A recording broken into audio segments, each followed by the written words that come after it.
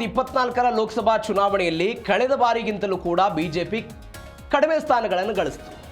ಈ ಸ್ಥಾನಗಳು ಬಂದಾಗ ದೇಶದಲ್ಲಿ ಒಂದು ಚರ್ಚೆ ಆಗೋದಕ್ಕೆ ಶುರುವಾಯಿತು. ಏನು, ಇನ್ಮೇಲೆ ನರೇಂದ್ರ ಮೋದಿ ಅವರ ಹವಾ ಕಡಿಮೆ ಆಗ್ತಾ ಇದೆ, ಅವರ ಇಮೇಜ್ ಕಡಿಮೆ ಆಗ್ತಾ ಇದೆ, ಬಿಜೆಪಿ ಪ್ರಾಬಲ್ಯ ಕುಂಠಿತ ಆಗ್ತಾ ಇದೆ. ಬಿಕಾಸ್ 2 ಅವಧಿಗೆ ಅವರು ಪೂರ್ಣ ಪ್ರಮಾಣದ ಸರ್ಕಾರವನ್ನು ಮಾಡಿದ್ರು, 3ನೇ ಅವಧಿಗೆ ನೋಡಿ ಕಡಿಮೆ ಆಗ್ತಿದೆ ಅನ್ನುವಂಥ ಚರ್ಚೆಗಳಾಗಿತ್ತು. ಬಿಕಾಸ್ ಲೋಕಸಭೆಯಲ್ಲಿ ಅಂತ ಸ್ಥಾನ ಬಂದಿತ್ತು. ಆದರೆ ಲೋಕಸಭಾ ಚುನಾವಣೆಯ ನಂತರ ಇದೇ ಬಿಜೆಪಿ ಒಂದೊಂದೇ ರಾಜ್ಯಗಳನ್ನು ಮತ್ತೆ ಪುನರಪಿ ಗೆಲ್ತಾ ಹೋಯಿತು. ಅದಕ್ಕೆ ಬೆಸ್ಟ್ ಎಕ್ಸಾಂಪಲ್ ಇವತ್ತಿನ ಪಶ್ಚಿಮ ಬಂಗಾಳ. ಅಸ್ಸಾಮನ್ನು ಗೆದ್ರು, ಪುದುಚೇರಿಯನ್ನು ಗೆದ್ದಿದ್ದಾರೆ, ಮಹಾರಾಷ್ಟ್ರ ಗೆದ್ರು, ಬೇರೆ ಬೇರೆ ರಾಜ್ಯಗಳನ್ನು ಗೆದ್ರು. ಹಾಗಾದರೆ ಬಿಜೆಪಿಯ ಚಾಣಕ್ಯ ರಣತಂತ್ರ ಹೆಂಗಿರುತ್ತೆ, ಹೆಂಗೆ ಗೆಲ್ತಾರೆ ಇವರು ಚುನಾವಣೆಗಳನ್ನು? 24x7 ವರ್ಷದ 365 ದಿನಗಳ ಕಾಲವೂ ಕೂಡ ಬಿಜೆಪಿಯವರು ಚುನಾವಣಾ ಮೂಡ್ನಲ್ಲೇ ಇರ್ತಾರಂತೆ. ಯಾವ ಚುನಾವಣೆ ಬರುತ್ತೆ ನಾವು ಎದುರಿಸೋದಕ್ಕೆ ರೆಡಿ ಅಂತ. ಹೀಗಾಗಿ ಅದೊಂದು ಪ್ಲಸ್ ಪಾಯಿಂಟ್ ಅವರಿಗೆ. ಚುನಾವಣೆ ಮುಗಿದ ಮರೇ ದಿನವೇ ಅವರಿಗೆ ಮುಂದಿನ ಚುನಾವಣೆಗೆ ತಯಾರಿ ಮಾಡ್ತಾರೆ. ಪ್ರತಿ ಮತದಾರನ ಮನೆಗೆಲ್ಲ ಹೋಗಿ ಮೈಕ್ರೋ ಮ್ಯಾನೇಜ್ಮೆಂಟ್ ಮಾಡ್ತಾರೆ. ಅವರು ಜಾತಿ ಮೀರಿ ಕೇಂದ್ರದ ಯೋಜನೆಗಳನ್ನು ಫಲಾನುಭವಿಗಳಿಗೆ ತಲುಪಿಸೋದಕ್ಕೆ ಅವರೊಂದು ಪ್ರಯತ್ನವನ್ನು ಪಡ್ತಾರೆ. ಅದರ ಜೊತೆಗೆ ಬೂತ್ ಮಟ್ಟದಲ್ಲಿ ಕೆಲಸವನ್ನು ಮಾಡ್ತಾರೆ ಅಂತ. ಬೂತ್ ಮಟ್ಟದಲ್ಲಿ ಕೆಲಸ ಮಾಡ್ತಾರೆ, ಗ್ರೌಂಡ್ ಲೆವೆಲಲ್ಲಿ ವರ್ಕ್ ಮಾಡ್ತಾರೆ. ಅಂದರೆ ಶಕ್ತಿ ಕೇಂದ್ರಗಳು, ಪನ್ನಾ ಪ್ರಮುಖರು ಇವರೆಲ್ಲರನ್ನು ನೇಮಕ ಮಾಡ್ಕೊಂಡು ಕೆಲಸ ಮಾಡೋ ಪ್ರಯತ್ನ, ನಿರಂತರವಾಗಿ ಜನಸಂಪರ್ಕವನ್ನು ಇಡ್ತಾರೆ. ಅದರ ಜೊತೆಗೆ ಅವ್ರಿಗೆ ಬೇಕಾದಂಥ ಅವಶ್ಯಕತೆಗಳನ್ನು ಪೂರೈಸುವ ಪ್ರಯತ್ನವನ್ನು ಮಾಡ್ತಾರೆ. ಈ ಭಾಗವಾಗಿ ಅದೆಲ್ಲವೂ ಕೂಡ ಆಗ್ತಾ ಇದೆ ಅಂತ. ಹಾಗಾದರೆ ಕಾಂಗ್ರೆಸ್ಗೆ ತಪ್ತಾ ಇರುವಂಥ ಅವಕಾಶಗಳು ಯಾಕೆ ತಪ್ತಾ ಇದೆ, ಏನಾಗ್ತಾ ಇದೆ? ಚುನಾವಣೆ ಬಂದಾಗ ಮಾತ್ರ ಕಾಂಗ್ರೆಸ್ ಆಕ್ಟಿವ್ ಆಗುತ್ತೆ. ನೀವು ಕಾಂಗ್ರೆಸ್ ಹೈಕಮಾಂಡ್, ಕರ್ನಾಟಕದ ಕಾಂಗ್ರೆಸ್ ರಾಜ್ಯ ನಾಯಕರು ಇದ್ದಾರಲ್ಲ, ಅವ್ರಿಗಿಂತಲೂ ಕೂಡ ವೀಕ್ ಇದ್ದಾರೆ ಅಂತ ಹೇಳಿದ್ರೆ ತಪ್ಪಾಗಲ್ಲ. ಯಾಕೆಂದರೆ ಯಾವ ವಿಚಾರದಲ್ಲೂ ಕೂಡ ನಿರ್ಣಯವನ್ನು ತೆಗೆದುಕೊಳ್ಳಲ್ಲ.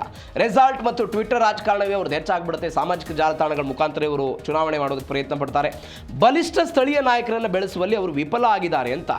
ನೀವು ಒಂದು ದೊಡ್ಡ ಗಂಭೀರ ಆರೋಪ ಏನಿರೋದು ಕಾಂಗ್ರೆಸ್ ಹೈಕಮಾಂಡ್ ಮೇಲೆ, ಗಾಂಧಿ ಕುಟುಂಬದ ಮೇಲೆ ಅತಿಯಾದ ಅವಲಂಬನೆ ಆಗಿದ್ದಾರೆ.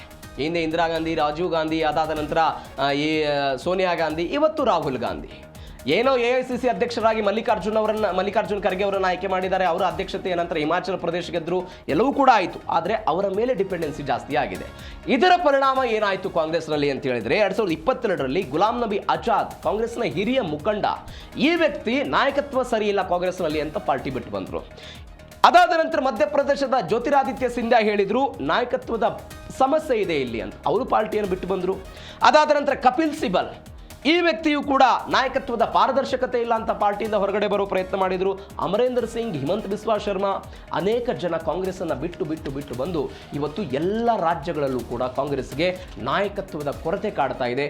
ಅದರ ಪರಿಣಾಮವಾಗಿ ಚುನಾವಣೆ ಸೋಲೋ ಕೆಲಸಗಳಾಗ್ತಾ ಇದೆ ಅನ್ನುವಂಥ ವಿಶ್ಲೇಷಣೆಗಳಾಗ್ತಾ ಇದೆ. ಹಾಗಾದರೆ ರಾಹುಲ್ ಗಾಂಧಿ ಎಡುತ್ತಾ ಇರೋದಿಲ್ಲಿ ಕಾಂಗ್ರೆಸ್ನ ಪ್ರಶ್ನಾತೀತ ನಾಯಕ ಅಂತ ನಾವೇನು ಕರಿತೀವಿ, ರಾಹುಲ್ ಗಾಂಧಿ ಎಡುತ್ತಾ ಇರೋದಿಲ್ಲಿ ಮೋದಿ ಅವರ ಭಾಷಣ ಕಲೆ ಮತ್ತು ದಕ್ಷ ಆಡಳಿತಗಾರ ಎಂಬ ಇಮೇಜ್ ಮುಂದೆ ರಾಹುಲ್ ಮಂಕ್ ಆಗ್ಬಿಟ್ಟಿದ್ದಾರೆ. ನೀವು ಗಮನಿಸಿ, ನರೇಂದ್ರ ಮೋದಿ ಅವರ ಭಾಷಣಕ್ಕೂ ರಾಹುಲ್ ಗಾಂಧಿ ಅವರ ಭಾಷಣಕ್ಕೂ ಅಜಗಜಾಂತರ ವ್ಯತ್ಯಾಸ ಇದೆ. ನರೇಂದ್ರ ಮೋದಿ ಅವರ ಭಾಷಣ ಜನರನ್ನು ತಲುಪೋ ಪ್ರಯತ್ನವನ್ನು ಮಾಡುತ್ತೆ. ರಾಹುಲ್ ಗಾಂಧಿ ಅವ್ರದ್ದು ಆ ರೀತಿಯಾಗಿರೋದಿಲ್ಲ. ಇದರ ಜೊತೆಗೆ ಈ ಭಾರತ್ ಜೋಡೋ ಪಾದಯಾತ್ರೆ ಮಾಡಿದ್ರು. ಕನ್ಯಾಕುಮಾರಿಯಿಂದ ಕಾಶ್ಮೀರದ ತನಕ, ಪೂರ್ವದಿಂದ ಪಶ್ಚಿಮ ಈ ಭಾರತ್ ಜೋಡೋ ಯಾತ್ರೆ ಮಾಡಿದ್ರಲ್ಲ, ಆ ಸಂಘಟನೆ ಏನು ಸಿಕ್ತು ಅದನ್ನು ಮತವಾಗಿ ಕನ್ವರ್ಟ್ ಮಾಡೋದ್ರಲ್ಲಿ ಅವರು ವಿಫಲ ಆದರು ಅಂತ. ಇಂಡಿಯಾ ಮೈತ್ರಿಕೂಟದಲ್ಲಿ ನಾಯಕತ್ವದ ಬಗ್ಗೆ ಒಂದು ದೊಡ್ಡ ಗೊಂದಲ ಇದೆ. ಇದಕ್ಕೊಂದು ಎಕ್ಸಾಂಪಲ್ ಹೇಳಬೇಕು ಅಂತ ಹೇಳಿದ್ರೆ 2024ರ ಲೋಕಸಭಾ ಚುನಾವಣೆಯಲ್ಲಿ ರಾಹುಲ್ ಗಾಂಧಿ ಅವರನ್ನ ಪ್ರಧಾನಮಂತ್ರಿ ಅಭ್ಯರ್ಥಿ ಮಾಡಬೇಕು ಅಂತ ಕೆಲ ಕಾಂಗ್ರೆಸ್ನವರು ಹೇಳಿದ್ರೆ TMC ಅದಕ್ಕೆ ಆಕ್ಷೇಪ ಹೊರಹಾಕ್ತು. ಸಾಧ್ಯವೇ ಇಲ್ಲ, ನಮ್ಮ ಮಮತಾ ಬ್ಯಾನರ್ಜಿ ಪ್ರಧಾನಮಂತ್ರಿ ಅಭ್ಯರ್ಥಿ ಆಗಲಿ, ರಾಹುಲ್ ಗಾಂಧಿ ಆಗೋದು ಬೇಡ. ಯಾಕಂದ್ರೆ ಅವರಿಗೆ ಅನುಭವದ ಕೊರತೆ ಇದೆ. ಒಮ್ಮೆನೂ ಕೂಡ ಆಡಳಿತದಲ್ಲಿ ಅವರು ಭಾಗವಹಿಸಿಲ್ಲ, ಸಚಿವರಾಗಿಲ್ಲ, ಏನಾಗಿಲ್ಲ, ಅವರನ್ನು ಯಾಕೆ ಮಾಡೋದು ಅಂತ ಅವ್ರ ಪ್ರಶ್ನೆ. DMK ಪ್ರಶ್ನೆ ಮಾಡ್ತು, ಶಿವಸೇನೆ ಪ್ರಶ್ನೆ ಮಾಡ್ತು. ಹೀಗಾಗಿ ಬೇರೆ ಬೇರೆ ಪಾರ್ಟಿಗಳು ದೊಡ್ಡ ಮಟ್ಟದಲ್ಲಿ ಪ್ರಶ್ನೆ ಮಾಡೋದಕ್ಕೆ ಪ್ರಯತ್ನವನ್ನು ಪಟ್ಟರು. ಅದು ಕೂಡ ಕಾಂಗ್ರೆಸ್ಗೆ ಹಿನ್ನಡೆ ಆಗ್ತಾ ಇದೆ ಅಂತ. ಇದರ ಜೊತೆಗೆ ಪ್ರಯತ್ನಗಳು ಏನಾಯಿತು ಅಂತ ಹೇಳಿದ್ರೆ ರಾಹುಲ್ ಗಾಂಧಿ ಅವರ ಆಪ್ತ ಬಳಗದಲ್ಲಿದ್ದಂಥ ಅನೇಕ ನಾಯಕರು ಪಾರ್ಟಿಯನ್ನು ಬಿಟ್ಟು ಹೋಗ್ತಾ ಇರೋದು ಅವರ ನಾಯಕತ್ವವನ್ನು ಪ್ರಶ್ನೆ ಮಾಡಿ. ಇದರ ಜೊತೆಗೆ ವಿಪಕ್ಷಗಳ ವೈಫಲ್ಯಗಳೇನು? ಇಂಡಿಯಾ ಮೈತ್ರಿಕೂಟ ಇದೆ, NDA ಮೈತ್ರಿಕೂಟದ ವಿರುದ್ಧ ಇಂಡಿಯಾ ಮೈತ್ರಿಕೂಟ ಇದೆ. ಕೇವಲ ಅವರ ಉದ್ದೇಶ ಏನು ಅಥವಾ ಅವರು ಮಾಡುವಂಥ ಆರೋಪ ಏನು ಅಂತ ಹೇಳಿದ್ರೆ ಮೋದಿ ವಿರೋಧಿಯನ್ನ ಒಂದು ಅಜೆಂಡವಾಗಿ ರೂಪಿಸ್ತಾರೆ. ಮೋದಿ ವಿರುದ್ಧ ನಾವು ಚುನಾವಣೆ ಮಾಡ್ತೀವಿ, ಮೋದಿ ಅಂತ ಅವರ ವಿರುದ್ಧ ಹೇಳಿಕೆ ಕೊಡೋ ಪ್ರಯತ್ನವನ್ನು ಮಾಡೋದು.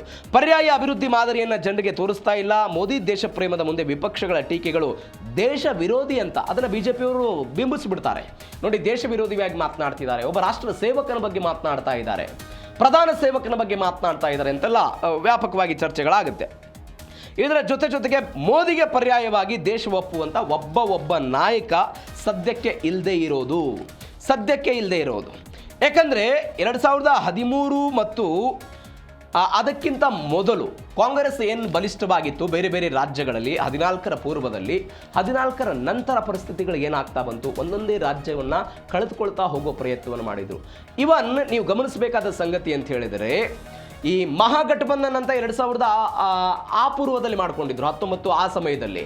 ಅದಾದ ನಂತರ 2024ರ ಇಂಡಿಯಾ ಮೈತ್ರಿಕೂಟ ಆಯಿತು. ಈ ಎರಡು ಮೈತ್ರಿಗಳಾದರೂ ಕೂಡ ಸಾಧ್ಯ ಆಗಲಿಲ್ಲ. ಇದು ಸದ್ಯಕ್ಕಿರುವಂಥ ಪ್ರಶ್ನೆ.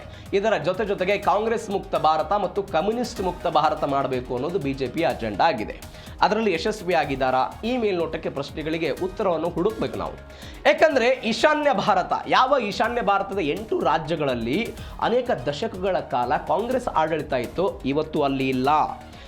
ಈಶಾನ್ಯ ರಾಜ್ಯಗಳ 8 ರಾಜ್ಯಗಳು ಅಸ್ಸಾಂ, ಅರುಣಾಚಲ್ ಪ್ರದೇಶ್, ಮಣಿಪುರ, ತ್ರಿಪುರ, ಇಲ್ಲಿ ಬಿಜೆಪಿ ಆಡಳಿತ ಇದೆ. ನಾಗಾಲ್ಯಾಂಡ್ ಮತ್ತು ಮೇಘಾಲಯದಲ್ಲಿ NDA ಮೈತ್ರಿಕೂಟ ಇದೆ. ಇವರು ಬಿಜೆಪಿಯವರು ಏನು ಮಾಡಿದ್ರು, ಒಂದು ಪ್ರಯತ್ನ ಮಾಡಿದರು. ನಾರ್ತ್ ಈಸ್ಟ್ ಡೆಮೊಕ್ರೆಟಿಕ್ ಅಲಯನ್ಸ್ ಅಂತ ಒಂದು ಅಲಯನ್ಸನ್ನು ಮಾಡಿಕೊಂಡು ಪ್ರಾದೇಶಿಕ ಪಕ್ಷಗಳನ್ನು ವಿಶ್ವಾಸಕ್ಕೆ ತೆಗೆದುಕೊಳ್ಳುವ ಪ್ರಯತ್ನವನ್ನು ಮಾಡಿದರು. ಅದರ ಮುಂದುವರೆದ ಭಾಗವಾಗಿ ಅದೆಲ್ಲವನ್ನು ಪ್ರಯತ್ನವನ್ನು ಮಾಡಿದರು. ನಿನ್ನೆ ನರೇಂದ್ರ ಮೋದಿ ಅವರ ಭಾಷಣವನ್ನು ನೀವು ಕೇಳಿದರೆ ಅವರು ಒಂದು ಸೆಂಟೆನ್ಸ್ ಹೇಳಿದರು. ಏನಂತ? ಗಂಗೋತ್ರಿಯಿಂದ ಗಂಗಾಸಾಗರದವರೆಗೆ ಬಿಜೆಪಿ ಹರಡಿಬಿಟ್ಟಿದೆ ಅಂತ.